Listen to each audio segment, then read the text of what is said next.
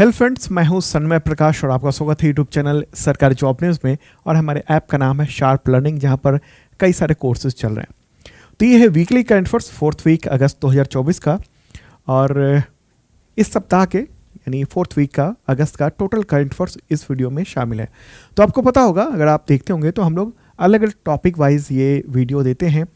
तो सबसे पहले राजनीतिक केंद्र राज्यों के फैसले से रिलेटेड क्वेश्चन लेंगे, फिर उसके बाद अलग अलग टॉपिक एक एक करके लेते रहेंगे। ओके, तो शुरू करते हैं। और पहला क्वेश्चन बिना देर के हुए क्वेश्चन होगा, केंद्र सरकार ने लद्दाख में कितने नए जिले बनाए हैं? आंसर होगा 5 नए जिलों की घोषणा कर दी है, नए जिले हो गए। ओके, तो केंद्रीय गृह मंत्री अमित शाह ने 26 अगस्त को इसकी जानकारी दी है कि सरकार ने यह फैसला किया है, गृह मंत्रालय ने यह फैसला किया है। अगला क्वेश्चन इसी से रिलेटेड, लद्दाख के 5 नए जिलों का नाम बताएं, जिससे यहाँ के जिलों की संख्या टोटल 7 हो गई है। क्या है आंसर? आंसर उसका जांस्कर, द्रास, शाम, नुब्रा और चांगथांग। ठीक है, तो ये 5 हैं नए, और 2 पहले से थे, लेह और करगिल, 2 जिले पहले से थे। तो टोटल अब संख्या हो गई है यहाँ पर 7। ठीक है, यहाँ की राजधानी क्या है? लद्दाख की लेह राजधानी है। यहाँ पर उपराज्यपाल होते हैं, वो कौन है? बीडी मिश्रा। ओके, तो ये महत्वपूर्ण बात, ये लद्दाख काफ़ी बड़ा है। चलिए अब आगे बढ़ते हैं और अगला क्वेश्चन लेते हैं। उससे पहले इन्फॉर्मेशन दे दूं कि इसका पीडीएफ अवेलेबल है इस करंट अफेयर्स वीडियो का। अगर आप चाहते हैं तो डाउनलोड कर सकते हैं शार्प लर्निंग ऐप पर, जो सरकारी जॉब न्यूज़ चैनल है यूट्यूब का, उसका ऐप जो है ना, वो उसका नाम है शार्प लर्निंग। तो जिन लोगों ने भी मेंबरशिप लिया हुआ है या कोई कोर्स परचेज किया हुआ है, वो लोग इसका पीडीएफ डाउनलोड कर पाएंगे। मेंबरशिप 2 तरीके का है, एक आईएसपीसीएस लेवल का मेंबरशिप है, और दूसरा है बेसिक मेंबरशिप, जिसमें railway, police, teacher, SSC, state SSC, इन सब लेवल का है। 1 साल का मेंबरशिप है, करंट अफेयर्स की तैयारी हो जाती है। देखिएगा जरूर, इस वीडियो के डिस्क्रिप्शन में ऐप का लिंक है। एक और इन्फॉर्मेशन दे दूँ कि 71वीं बीपीएससी के एग्जामिनेशन के लिए हम लोगों ने जीएस फाउंडेशन बैच शुरू किया है, जो क्लासेस 1 अक्टूबर से शुरू होंगे। बहुत मामूली सा प्राइस रखा गया और रजिस्ट्रेशन शुरू हो चुका है। लिमिटेड बच्चे ही इसमें लिए जाएंगे, स्टूडेंट लिए जाएंगे, क्योंकि मेंस तक की पढ़ाई करानी है, इसलिए आंसर राइटिंग वगैरह वगैरह सब कुछ, जो भी जीएस से रिलेटेड जितने सब्जेक्ट हैं वो सब कराए जाएंगे। ओके, और 1 अक्टूबर से क्लासेस शुरू हो जाएंगे। ड्यूरेशन 10 मंथ में पूरा सिलेबस कराया जाएगा। 18 मंथ तक आपकी वैलिडिटी होगी, तमाम चीज़ें देख सकते हैं आप। लाइव बैच होगा और रिकॉर्डेड भी मिल जाएगा आपको लाइव होने के बाद। बाईलैंग्वेज होगा, मुख्य रूप से हिंदी में, लेकिन तकनीकी भाषा अंग्रेजी में होगी। क्लास नोट मिलेगा, हैंड रिटन पीडीएफ मिलेगा, पैनल पीडीएफ मिलेगा। पीडीएफ डाउनलोड कर सकते हैं आप, खुद के लिए प्रिंट करवा सकते हैं, वीडियो डाउनलोड कर सकते हैं और ऐप में कभी भी देख सकते हैं। पीटी का टेस्ट लेंगे हम लोग 20 ऑनलाइन, इसके अलावा मेंस टेस्ट भी होगा, 10 ऑफलाइन टेस्ट होंगे पूरे, और अभ्यर्थियों से लिखित परीक्षा ली जाएगी और इसका पीडीएफ बनवाकर ऐप में मंगवाया जाएगा, ऐप में अपलोड करना होगा, और विशेषज्ञ शिक्षक इसकी जांच करके रिपोर्ट देंगे और उन अभ्यर्थियों से भी बात करेंगे। ठीक है, तो जीएस के इन तमाम सब्जेक्ट, जैसे करंट अफेयर्स तो मैं पढ़ाऊँगा, फिर इतिहास जो विशेषज्ञ हैं, भूगोल, अर्थशास्त्र, राजव्यवस्था और विज्ञान, ये सारे कवर करा दिए जाएंगे। और इसके जरिए आपका यूपीएससी का भी जीएस जो है ना वो कवर हो जाएगा, अगर आप यूपीएससी की भी तैयारी कर रहे हैं तो। ठीक है, चलिए अब वायरस बीमारी से रिलेटेड क्वेश्चन लेंगे। और हाँ, ये जो कोर्स है ना, ये शार्प लर्निंग ऐप पर मिल जाएगा आपको। तो अब टॉपिक है वायरस और बीमारी, तो उससे रिलेटेड क्वेश्चन होगा यहाँ पर, भारत में पहली डेंगू वैक्सीन के 3रे चरण का क्लिनिकल परीक्षण शुरू हुआ, तो इसका नाम बताएं। क्या नाम है इस वैक्सीन का? वैक्सीन का नाम है डेंगीऑल। क्या नाम है? डेंगीऑल। ठीक है, तो इसका जो परीक्षण है ना, वो कर रहा है आईसीएमआर, यानी भारतीय आयुर्विज्ञान अनुसंधान परिषद, और पेंसिया बायोटेक की कंपनी है, वो दोनों मिलकर, आईसीएमआर और पेंसिया बायोटेक, ये दोनों मिलकर पहली स्वदेशी डेंगू वैक्सीन बनाने की कोशिश कर रहे हैं, और 3रे चरण का ये जो ना वो टीका बनाया जा रहा है। ठीक है, डेंगू के 4 प्रकार होते हैं, DENV1, DENV2, DENV3 और DENV4। तो 4 अलग अलग प्रकार के इसमें वायरस होते हैं। तो इस वजह से अगर डेंगू किसी को एक बार हो चुका है तो बार बार भी हो सकता है। ठीक है, चलिए आगे बढ़ते हैं और अगला क्वेश्चन लेते हैं। कुछ बेसिक ये लक्षण हैं, ये बीमारी इतनी फैल चुकी है कि सबको पता है इसके बारे में। ओके, चलिए आगे बढ़ते हैं और अपॉइंटमेंट से रिलेटेड क्वेश्चन लेते हैं। स्टेट बैंक ऑफ इंडिया यानी एसबीआई के नए चेयरमैन कौन बन गए हैं? आंसर होगा चल्ला श्रीनिवासलू शेट्टी। ठीक है, चल्ला श्रीनिवासलू शेट्टी। तो उन्होंने 28 अगस्त को इस देश के सबसे बड़े सरकारी बैंक यानी भारतीय स्टेट बैंक उसके चेयरमैन का पदभार संभाल लिया। अच्छा, इससे पहले कौन थे? दिनेश खारा थे, तो उसकी जगह इन्होंने ली है। अगला क्वेश्चन लेते हैं। कर्मचारी राज्य बीमा निगम यानी ईएसआईसी के डायरेक्टर जनरल का प्रभार किसने संभाला है? आंसर होगा अशोक कुमार सिंह। क्या नाम है? अशोक कुमार सिंह। तो 19 अगस्त को उन्होंने न्यू दिल्ली स्थित मुख्यालय में श्रम एवं रोजगार कार्यालय के अंतर्गत जो ये ईएसआईसी है यानी कर्मचारी राज्य बीमा निगम उसके डायरेक्टर जनरल का पदभार संभाला। आईएएस अधिकारी हैं वो।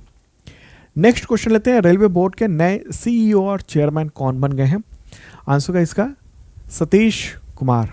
ठीक है, सतीश कुमार। और ये भी बताया जा रहा है कि वो पहले दलित चेयरमैन हैं। ओके, तो कैबिनेट की नियुक्ति समिति ने 27 अगस्त को इनकी नियुक्ति की चेयरमैन और सीईओ के तौर पर। इससे पहले कौन थे सीईओ और चेयरमैन? तो जया वर्मा सिन्हा। देखिए, वो पहली महिला सीईओ थी रेलवे की और पहली महिला चेयरपर्सन थी जया वर्मा सिन्हा। लेकिन अब हो गए हैं सतीश कुमार।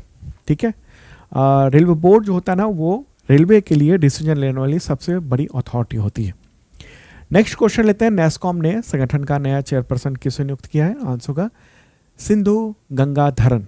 ठीक है, सिंधु गंगाधरन। तो उनको ये बनाया गया है। नेस्कॉम का फुल फॉर्म क्या होता है? National association of software and service companies. ठीक है, तो वो एक गैर सरकारी और गैर लाभकारी संगठन है और जो सॉफ्टवेयर से रिलेटेड जो चीज़ें हैं, कंपनियां हैं, उसका एक संगठन है। ठीक है, आगे बढ़ते हैं और डिफेंस से रिलेटेड क्वेश्चन लेंगे। और पसंद आ रहा हो तो लाइक बटन दबा दीजिए, शेयर कर दीजिए इस वीडियो को। क्वेश्चन होगा यहाँ पर, भारत की दूसरी न्यूक्लियर सबमरीन का नाम बताएं जो स्ट्रेटेजिक फोर्स कमांड का हिस्सा बन गई है। क्या नाम है इसका? आंसर होगा आईएनएस अरिघात। अरिघात का मतलब होता है शत्रु का नाश करने वाला। ठीक है, तो हालांकि इसको गुप्त रखा गया है और यहाँ तक कि जलावतरण भी जो है ना वो गुप्त रखा गया। तो SFC यानी स्ट्रेटेजिक फोर्सेस कमांड जो है ना, उस देश में जितने भी न्यूक्लियर चीज़ें हैं, न्यूक्लियर हथियार है, उन सब का उसी के पास अथॉरिटी है, मतलब कंट्रोल का। ठीक है, संचालन का। तो ये जो है ये ओरिजिनल फोटोग्राफ नहीं है, ये मैंने प्रतीकात्मक रूप से ये फोटो दिया है। उसका आईएनएस अरिघात का फोटोग्राफ कोई रिलीज नहीं किया गया। आप कहीं भी अगर देखेंगे ना तो प्रतीकात्मक फोटो ही आपको दिखेगा, क्योंकि ये गोपनीय रखा गया है। इस देश का ऐसा दूसरा ये परमाणु सबमरीन है ये और इसमें बैलिस्टिक मिसाइल को चलाने की क्षमता है। ठीक है, तो ये एक इम्पॉर्टेंट बात है। अगला क्वेश्चन लेते हैं। नेक्स्ट क्वेश्चन लेंगे हम लोग। ओके, चलिए कुछ इम्पॉर्टेंट चीज़ें यहाँ पर मैंने दे दी हैं। इसमें K-15 मिसाइलें जो है ना वो लॉन्च किया जा सकता है इसके ज़रिए। ठीक है, आगे बढ़ते हैं। अगला क्वेश्चन लेते हैं। भारत के किस केंद्रीय मंत्री ने अगस्त 2024 में अमेरिका में नौसेना के सतही युद्धक केंद्र का दौरा किया है? आंसर का राजनाथ सिंह। ठीक है, 23 से 26 अगस्त तक वो अमेरिकी यात्रा पर थे और ये नौसेना का सतह युद्ध केंद्र है यानी नेवल सरफेस वारफेयर सेंटर है।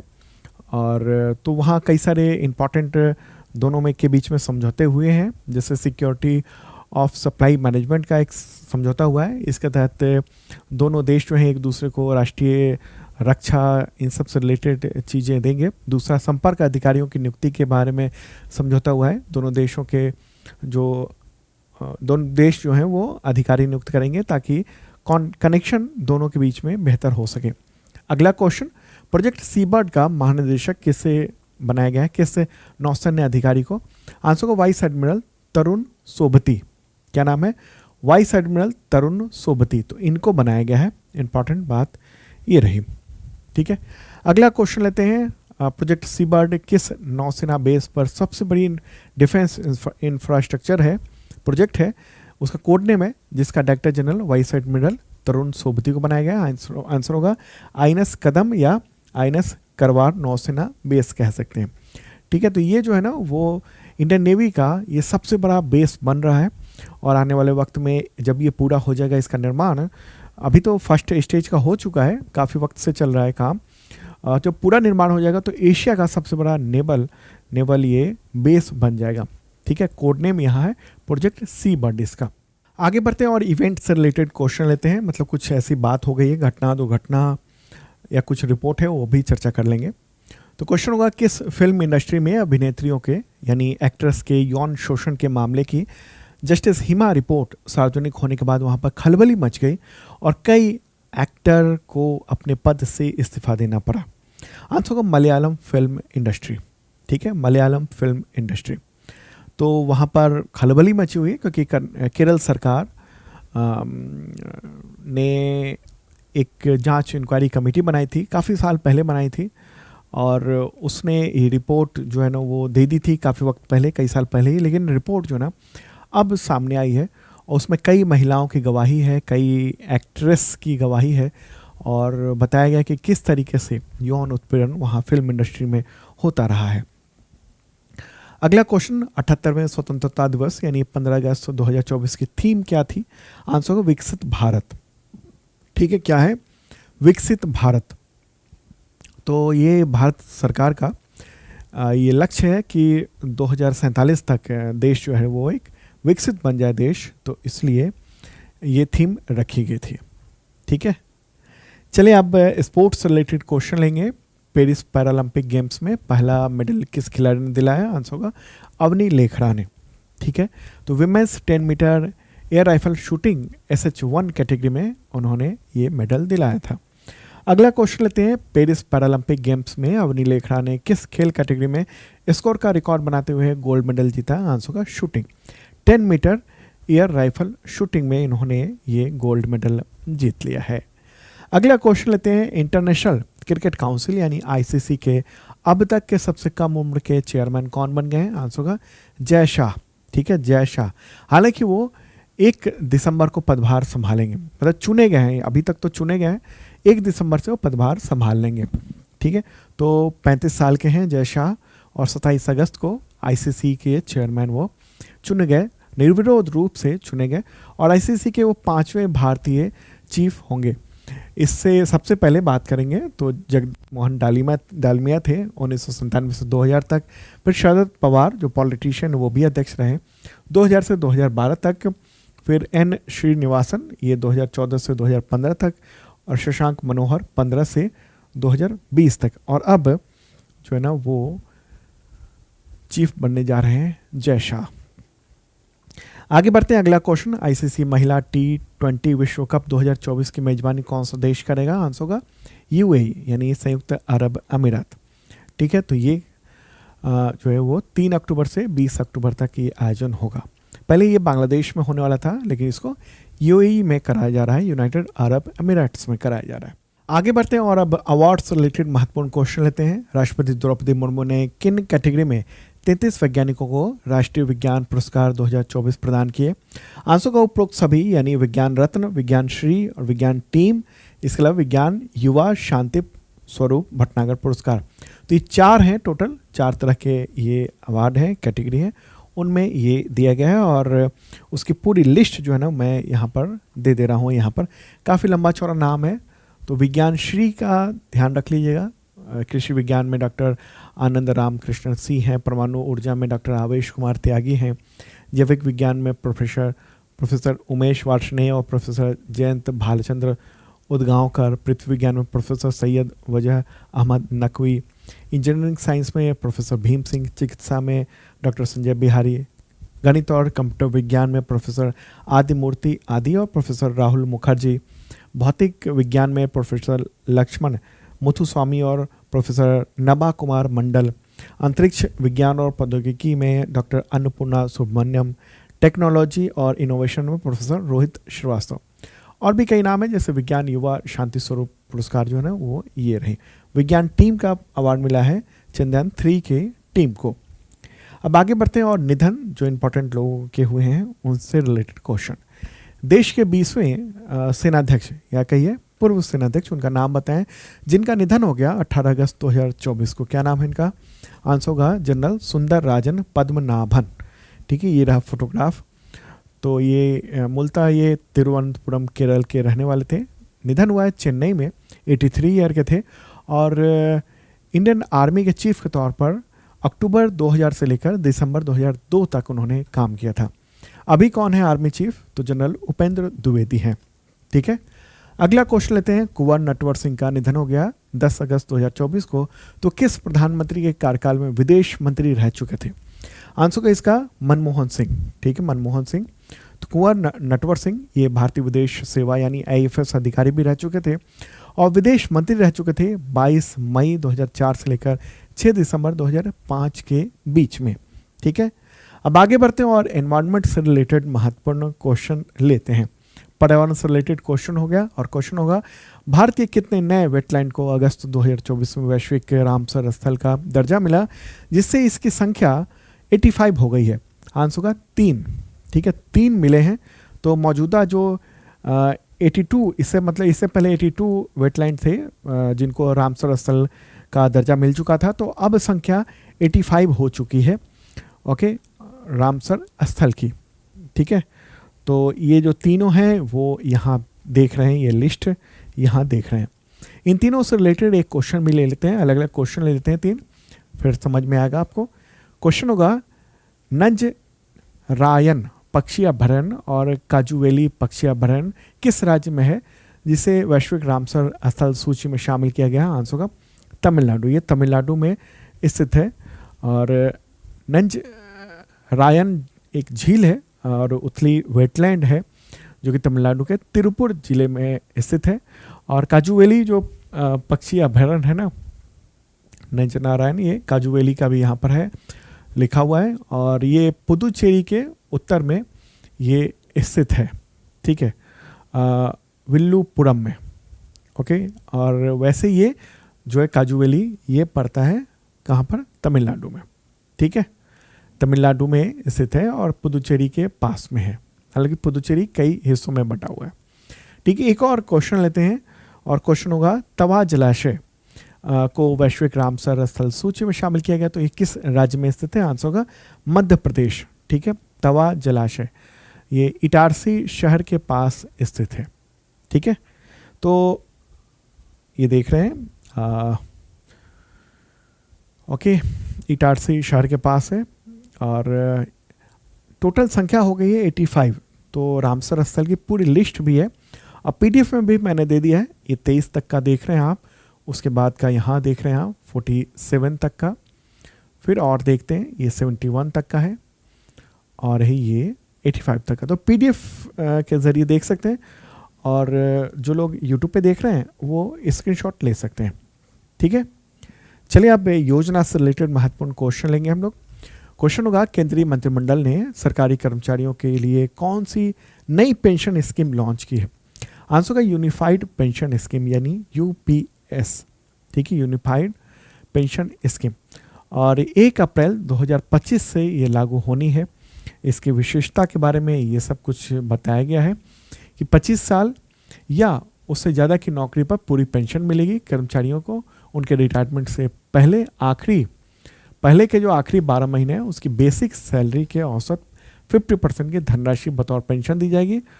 और एक और बात है कि मिनिमम 10,000 रुपये का पेंशन दिया जाएगा अगर किसी कर्मचारी ने 10 साल से ज़्यादा लेकिन 25 साल से कम वक्त की नौकरी की है तो उसको भले ही बेसिक सैलरी कितने भी हो तो 10,000 रुपये मिलेगा ही। तीसरी बात यही कि पेंशन के 60% फैमिली पेंशन होगा। सर्विस पीरियड के दौरान अगर किसी कर्मचारी की मौत हो जाती है तो फैमिली को पेंशन जो है ना वो फैमिली पेंशन मिलती रहेगी और उसका एक फार्मूला बनाया गया है। ठीक है, तो इससे पहले 2 तरह के पेंशन स्कीम चल रहे थे। एक न्यू पेंशन स्कीम ही चल रहा था, उससे पहले था old pension scheme. Old pension scheme में ये होता था कि कर्मचारियों को कुछ फंड नहीं देना पड़ता था। न्यू पेंशन स्कीम आई तो उसका काफ़ी विरोध किया कर्मचारियों ने और उसके बाद अब यूनिफाइड पेंशन स्कीम केंद्र सरकार ने ये लॉन्च की है। अगला क्वेश्चन लेते हैं। केंद्रीय मंत्रिमंडल ने देश में कितने औद्योगिक स्मार्ट शहर तैयार करने के लिए 28,602 करोड़ के प्रोजेक्ट को मंजूरी दी है? आंसर का इसका 12, टोटल 12 ये स्मार्ट शहर बनाए जाएंगे और 28 अगस्त को केंद्रीय मंत्रिमंडल ने ये प्लान बनाया है। ये घरेलू इंफ्रास्ट्रक्चर को बढ़ावा देने के लिए ये सब चीज़ें की गई हैं। और प्रस्तावित जो औद्योगिक स्मार्ट शहर होंगे कौन कौन से, तो खुरपिया उत्तराखंड में है, राजपुरा पटियाला पंजाब में, राजपुरा पटियाला, ठीक है, दिघी महाराष्ट्र में, पलक्कड़ केरल में, आगरा उत्तर प्रदेश का, प्रयागराज उत्तर प्रदेश का ही शहर है, गया बिहार में, जहीराबाद ये तेलंगाना में, ओरवाकल ये आंध्र प्रदेश में, कोप्पर्थी आंध्र प्रदेश में, जोधपुर राजस्थान में, और ये पाली राजस्थान में। टोटल ये 12 देख रहे हैं हम। ओके, आगे बढ़ते हैं। अगला क्वेश्चन, केंद्रीय कैबिनेट ने बायोटेक्नोलॉजी मैन्युफैक्चरिंग को बढ़ावा देने के लिए बायो E3 नीति को मंजूरी दी है। तो इसमें 3 का मतलब क्या हुआ? 3 का क्या मतलब हुआ? 3 का मतलब हुआ अर्थव्यवस्था के लिए जैव प्रौद्योगिकी, पर्यावरण और रोजगार, ये 3 चीज़ों के लिए 3 का यूज़ किया गया है। Okay, biotechnology for economy, environment and employment, ये 3E ये मतलब हुआ। ठीक है, आगे बढ़ते हैं और अगला क्वेश्चन लेते हैं। केंद्रीय कैबिनेट ने किन योजनाओं को विज्ञान धारा योजना में विलय कर दिया है? आंसर का उपरोक्त सभी, यानी साइंस एंड टेक्नोलॉजी यानी S&T, institutional and human capacity building, इसके अलावा रिसर्च एंड डेवलपमेंट और innovation technology development and development. तो ये जो है ना, ये तीनों, इन सबको एक ही कर दिया गया है, उसका नाम रख दिया गया है विज्ञान धारा। कुछ चीज़ें और भी जोड़ी गई हैं, बहुत मामूली सी चीज़ है। अब विदेश से रिलेटेड क्वेश्चन लेते हैं। क्वेश्चन होगा, प्राइम मिनिस्टर नरेंद्र मोदी की यूक्रेन यात्रा के दौरान भारत ने 4 भीष्म क्यूब यूक्रेन को दिए, तो ये क्या है? तो आंसर होगा चलता फिरता अस्पताल, यानी मोबाइल हॉस्पिटल कहेंगे इसको। आरोग्य मित्र योजना के तहत ये विकसित किया गया था भीष्म क्यूब, और ये पोर्टेबल अस्पताल है, यानी पोर्टेबल अस्पताल कहेंगे, और घायलों को तुरंत इससे इलाज मिल जाती है, चाहे युद्ध का क्षेत्र हो या फिर आपातकाल स्थिति हो। ओके, तो इन सब जगहों पर ये अस्पताल लैंड किया जा सकता है, विमान से, हेलीकॉप्टर से ले जाया जा सकता है, प्राकृतिक आपदा भी होगी वहाँ भी ले जाया जा सकता है राहत के लिए। अगला क्वेश्चन लेते हैं। प्रधानमंत्री नरेंद्र मोदी ने अगस्त 2024 में किस देश में महात्मा गांधी की प्रतिमा पर श्रद्धांजलि अर्पित की? आंसर होगा यूक्रेन में। ठीक, वहाँ गए थे यूक्रेन, तो वहाँ महात्मा गांधी की प्रतिमा पर श्रद्धांजलि दी 23 अगस्त को राजधानी कीव में। ठीक है, आगे बढ़ते हैं और अगला क्वेश्चन लेते हैं। प्रधानमंत्री नरेंद्र मोदी ने अगस्त 2024 में किन 2 देशों की यात्रा की थी? आंसर होगा पोलैंड और यूक्रेन। ठीक है, पोलैंड और यूक्रेन। और आपको बताऊं कि पोलैंड की यात्रा करने वाले पिछले 45 वर्षों में ये पहले भारतीय प्रधानमंत्री बने हैं। ओके, पिछले 45 वर्षों में, 45 साल से पहले जरूर गए थे। ठीक है, अगला क्वेश्चन लेते हैं। प्राइम मिनिस्टर नरेंद्र मोदी ने पोलैंड यात्रा के दौरान राजधानी वार्सो में भारत से जुड़े किस स्मारक पर श्रद्धांजलि अर्पित की? आंसर होगा उपरोक्त सभी। पोलैंड में कोल्हापुर राज परिवार, डोबड़ी महाराज और बैटल ऑफ मोंटे कैसिनो।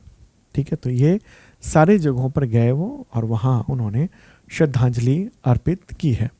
ठीक है, अब क्वेश्चन लेते हैं इससे related. Prime minister Narendra Modi ने पोलैंड की यात्रा के दौरान किस भारतीय महाराजा के स्मारक गुड महाराजा स्क्वायर पर श्रद्धांजलि अर्पित की? आंसर होगा इसका डोबड़ी महाराज, दिग्विजय सिंह जी, रतनजीत जडेजा। ठीक है, तो ये जो है वो स्मारक है गुड महाराज के नाम से, काफ़ी मशहूर है वहाँ पर गुड महाराज, क्योंकि 1942 में महाराजा डोबड़ी ने सेकेंड वर्ल्ड वॉर के दौरान जो शरणार्थी जो पोलैंड के बच्चे थे, पोलिश बच्चे थे, उनको जामनगर में पोलिश चिल्ड्रेन कैंप की स्थापना की थी। और ये सारे बच्चे वहाँ जो लोग थे वो जर्मनी के सैनिकों के सताए हुए थे। ठीक है, तो इसलिए वहाँ काफ़ी आदर सम्मान दिया जाता है। ठीक है, तो पोलैंड की भी बात कर लें। पोलैंड जो है ना, उसके राष्ट्रपति हैं आंद्रेज डूडा, प्राइम मिनिस्टर हैं डोनाल्ड टस्क, राजधानी है वार्सो। अगला क्वेश्चन लेते हैं। प्राइम मिनिस्टर नरेंद्र मोदी ने पोलैंड के किस शहर में स्थित अज्ञात सैनिकों के स्मारक यानी श्रद्धेय स्मारक पर श्रद्धांजलि अर्पित की? आंसर होगा वार्सो, पोलैंड में। ठीक है, पोलैंड में। ओके, पोलैंड में वहाँ पर की उन्होंने, एक नहीं होगा। आगे बढ़ते हैं, अगला क्वेश्चन लेते हैं। प्राइम मिनिस्टर नरेंद्र मोदी की यूक्रेन यात्रा के दौरान दोनों देशों के बीच में किन समझौतों पर हस्ताक्षर किए गए? आंसर को उपरोक्त सभी, यानी मानवीय मदद को लेकर सहयोग, सांस्कृतिक सहयोग, कृषि और विज्ञान में सहयोग और स्वास्थ्य के क्षेत्र में सहयोग। तो ये 4 जो है ना, इसको लेकर समझौते हुए। ओके, आगे बढ़ते हैं और अगला क्वेश्चन लेते हैं। किस देश की रिहायशी इमारत वोल्गा स्काई में 26 अगस्त 2024 को अमेरिका के वर्ल्ड ट्रेड सेंटर जैसा हमला हुआ? आंसर होगा रूस के सारातोव एक जगह है, वहाँ पर ये ड्रोन टकराया था। 39 मंजिला वोल्गा स्काई से टकरा गया था। ठीक है, चलिए आगे बढ़ते हैं। और अब एक बार और बता दूं कि करंट अफेयर्स का मेंबरशिप प्लान अवेलेबल है, उसके जरिए आप ये PDF ले सकते हैं शार्प लर्निंग ऐप पर। 2 तरह के मेंबरशिप प्लान है, एक ISPCS मेंबरशिप प्लान है जो इस तरह के एग्जामिनेशन की तैयारी के लिए है, और दूसरा बेसिक मेंबरशिप जिसके जरिए आप करंट अफेयर्स की तैयारी कर सकते हैं, railway, police, teacher, SSC, state SSC, इन सब लेवल का। और इसके साथ ही 71st BPSC की तैयारी के लिए हम लोगों ने GS फाउंडेशन बैच लॉन्च कर दिया है। ये प्री और मेंस दोनों की तैयारी कराएंगे, पूरे साल तैयारी कराएंगे आपके लिए। तो 1 अक्टूबर से ये बैचेस शुरू हो रहे हैं, तो जो लोग भी ज्वाइन करना चाहते हैं ज्वाइन कर लीजिए। और इसके ज़रिए अगर आप UPSC की भी तैयारी कर रहे हैं तो भी आपकी फ़ायदा ही करेगा। ठीक है, तो 1 अक्टूबर से क्लासेस शुरू हो जाएंगी और बहुत सारे फ़ायदे आपको मिलेंगे। इसमें करंट अफेयर्स का मेंबरशिप का सारी सुविधाएँ भी मिल जाएंगी, और अलग अलग सब्जेक्ट जैसे करंट अफेयर्स, हिस्ट्री, भूगोल, अर्थशास्त्र, राजव्यवस्था और विज्ञान, ये सारे कवर करवाए जाएंगे। विशेषज्ञ शिक्षक आपको कवर करवाएंगे। ठीक है, अब दिवस से रिलेटेड क्वेश्चन लेते हैं। राष्ट्रीय लघु उद्योग दिवस कब मनाया जाता है? आंसर होगा 30 अगस्त को। अगला क्वेश्चन, परमाणु परीक्षण के खिलाफ अंतर्राष्ट्रीय दिवस कब मनाया जाता है? आंसर होगा 29 अगस्त को। संयुक्त राष्ट्र महासभा ने इस दिवस को घोषित किया हुआ है। नेक्स्ट क्वेश्चन, अंतर्राष्ट्रीय व्हेल शार्क दिवस कब मनाया जाता है? आंसर होगा 30 अगस्त को। ठीक है, 30 अगस्त को मनाया जाता है व्हेल शार्क के महत्व को के बारे में बताने के लिए। नेक्स्ट क्वेश्चन लेते हैं, राष्ट्रीय खेल दिवस कब मनाया जाता है? आंसर होगा 29 अगस्त को, 29 अगस्त को मनाया जाता है। हॉकी खिलाड़ी मेजर ध्यानचंद, यानी हॉकी के जादूगर कहिए, तो उनकी जयंती पर ये मनाया जाता है। अगला क्वेश्चन, विश्व शेर दिवस कब मनाया जाता है? आंसर होगा 10 अगस्त को मनाया जाता है विश्व शेर दिवस। ठीक है, 2013 से हर साल मनाया जा रहा है। अगला क्वेश्चन, विश्व हाथी दिवस कब मनाया जाता है? World elephant day. आंसर का 12 अगस्त को, और इस बार की थीम भी है प्रागैतिहासिक सौंदर्य, धार्मिक प्रासंगिकता और पर्यावरणीय महत्व का मानवीकरण। तो ये इस बार की थीम रखी गई है। अगला क्वेश्चन, अंतर्राष्ट्रीय युवा दिवस कब मनाया जाता है? आंसर का 12 अगस्त को, और इस बार की थीम क्या है? क्लिक से प्रगति तक सतत विकास के लिए युवा डिजिटल मार्ग। ठीक है, यह है थीम इस बार की। नेक्स्ट क्वेश्चन, अंतर्राष्ट्रीय वामपंथी दिवस कब मनाया जाता है? International left handers day. Answer होगा 13 अगस्त को। ठीक है, ये पहली बार 1976 में मनाया गया था लेफ्ट हैंडर्स लोगों के द्वारा, उनके संगठन के द्वारा। अगला क्वेश्चन, विश्व अंगदान दिवस यानी ऑर्गन डोनेशन डे कब मनाया जाता है? आंसर होगा 13 अगस्त को, और थीम क्या है? आज की मुस्कुराहट का कारण बने, आज किसी की मुस्कुराहट का कारण बने। ठीक है, यह थीम क्या है? आज किसी की मुस्कुराहट का कारण बने, be the reason of someone's smile today. Next question, विभाजन विभीषिका स्मरण दिवस कब मनाया था? आंसर का 14 अगस्त को। ठीक है, केंद्र सरकार ने इस दिवस की घोषणा की थी 2021 में। नेक्स्ट क्वेश्चन, 15 अगस्त 2024 को देशवासियों ने कौन सा स्वतंत्रता दिवस मनाया? आंसर का 78वां, 78th। ठीक है, अगला क्वेश्चन, विश्व वरिष्ठ नागरिक दिवस कब मनाया जाता है? World senior citizen day. Answer का 21 अगस्त को। संयुक्त राष्ट्र महासभा ने यह दिवस घोषित किया हुआ है। अगला क्वेश्चन, विश्व गुजराती भाषा दिवस कब मनाया जाता है? आंसर का 24 अगस्त को। और क्यों मनाया जाता है? वीर नर्मद एक महान लेखक थे, उन्हीं के जयंती पर यह मनाया जाता है। अगला क्वेश्चन, महिला समानता दिवस यानी वुमेन्स इक्वालिटी डे कब मनाया जाता है? आंसर का 26 अगस्त को, और इस बार की थीम क्या है? समावेशन को प्रेरित करें, समावेशन को प्रेरित करें। तो ये था इंपॉर्टेंट करंट अफेयर्स आप सबके लिए। Weekly current affairs PDF app पर मिल जाएगा, जिन लोगों ने मेंबरशिप लिया हुआ है या फिर कोई कोर्स परचेज किया हुआ है वो लोग ले सकते हैं। ओके, अब मिलते हैं नेक्स्ट वीडियो में। बाय।